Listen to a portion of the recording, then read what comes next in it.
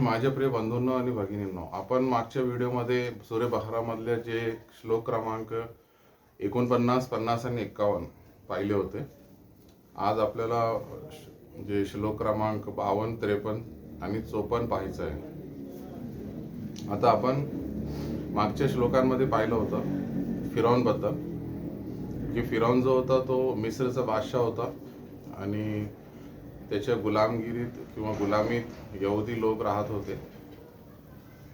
आणि त्याला एका ज्योतिष विद्येच्या ज्ञान असणाऱ्या व्यक्तीने सांगितलं होतं फिरौनला, की तुझ्या राज्यात एक असा बाळ जन्माला येईल जो काय करणार, पुढे जाऊन तुझा विनाश करणार आणि तुला नष्ट करणार. आता फिरौनने सैनिकांना असे आदेश दिले की या राज्यात यावर्षी जेवढे बाळ जन्माला येतील, जर ते मुलं असतील तर त्यांना मारून टाका आणि मुली असतील तर त्यांना जिवंत सोडा. आणि सर्वश्रेष्ठ अल्लाने म्हटलेलं आहे की हे जे होतं इमानवाल्यांसाठी, जे मूसा अलैहिस्सलामला पैगंबर मानत होते, त्यांच्यासाठी एक खूप मोठी परीक्षा होती. आणि त्याच्यानंतर मग अल्लाने काय केलं की या फिरौन आणि त्याच्या लोकांना समुद्रात बुडवून टाकलं आणि जे इमानवाले लोक होते त्यांना म्हणजे ते एकदम म्हणजे वाचवलं किंवा सुरक्षित ठेवलं. आणि मग जेव्हा मूसा अलैहिस्सलाम हा जो बाळ होता तो मोठा होऊन पैगंबर मूसा अलैहिस्सलाम जे आहे ते झाले. आणि जेव्हा त्यांना अल्लाने असं वचन दिलं होतं की तुम्ही 40 रात्र काय करा, जे कोहेतूर जे आहे पर्वत त्याच्यावर इतिकाफ करा, तर तुम्हाला तौरात देण्यात येईल. पण जेव्हा ते कोहेतूर पर्वतावर गेले तर त्यांच्यावर इमान ठेवणाऱ्या लोकांनी इथे काय केलं, म्हणजे त्यांना पैगंबर मानणाऱ्या लोकांनी काय केलं, इथे मिस्रमध्ये एक सामरी जादूगर म्हणून होता. तर त्याच्या बोलण्यात येऊन काय केलं, त्यांनी सामरी जादूगरांनी एक वास्त्र बनवलं आणि लोकांना म्हटलं की तुम्ही काय करा, या वास्त्र्याला काय माना, दैवत माना आणि त्याची पूजा करा किंवा त्याची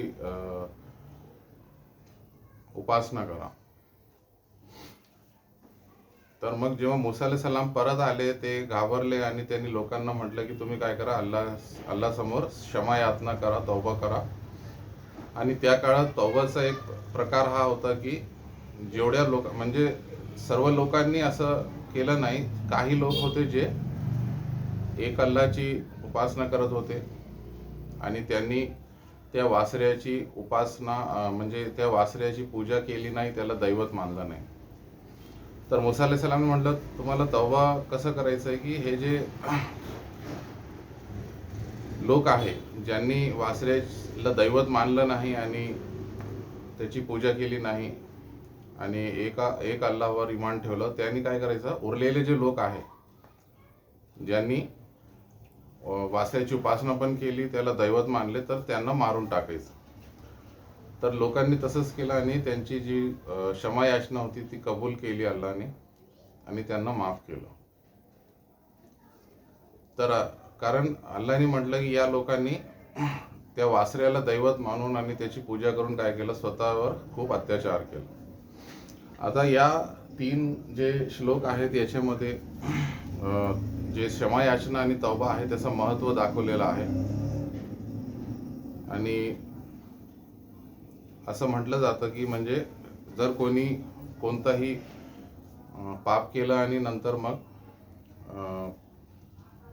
तौबा केली किंवा क्षमा याचना केली, तर त्याचा जो त्याचे पाप आहे तो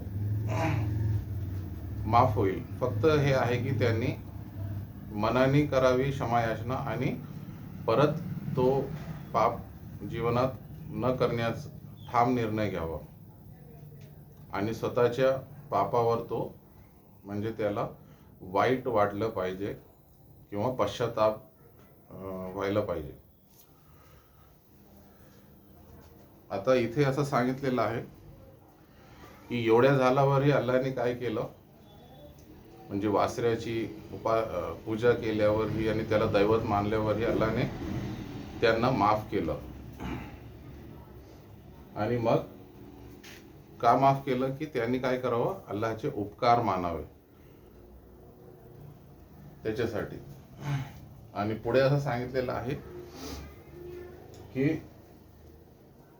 जेव्हा मूसा अलैहिस्सलामनी त्यांच्या जनसमूहातल्या लोकांना असं म्हटलं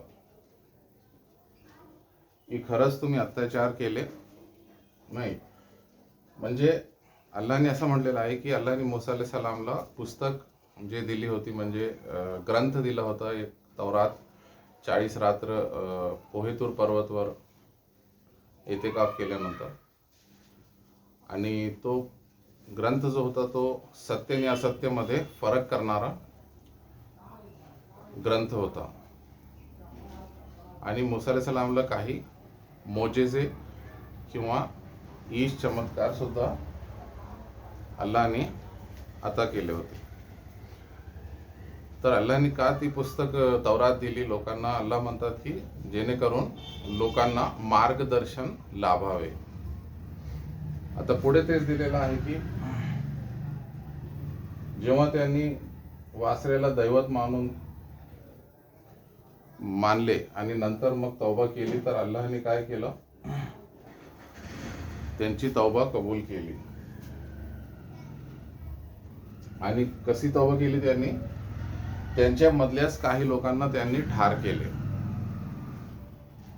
आणि मग म्हणजे ज्या लोकांनी पाप केलं नाही त्या लोकांनी पाप करणाऱ्या लोकांना मारून टाकले, जी त्या काळात प्रथा होती तौबाची. आणि अल्लाहने म्हटलं असं करा, हेच तुमच्या भलाईसाठी आहे, तुमच्या अल्लाहच्या दृष्टीने. आणि मग त्याच्यानंतर दिलेलं आहे की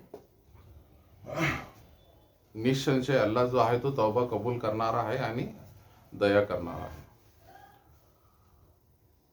आणि याच्यावर पैगंबर मोहम्मद सल्लल्लाहु अलैहि वसल्लमचे काही हदीस पण आहेत. त्याच्यामध्ये आहे की तौबा जे आहे म्हणजे प्रत्येक मनुष्य चूक करतो, आणि पैगंबरांनी म्हटलं की तुमच्यामध्ये चूक करणारा सर्वात भला व्यक्ती तो आहे जो चूक केल्यानंतर काय करतो किंवा पाप केल्यानंतर काय करतो, सच्च्या मनाने आणि खऱ्या मनाने काय करतो, क्षमा याचना आणि तौबा करतो, असं तिथे म्हटलेलं आहे.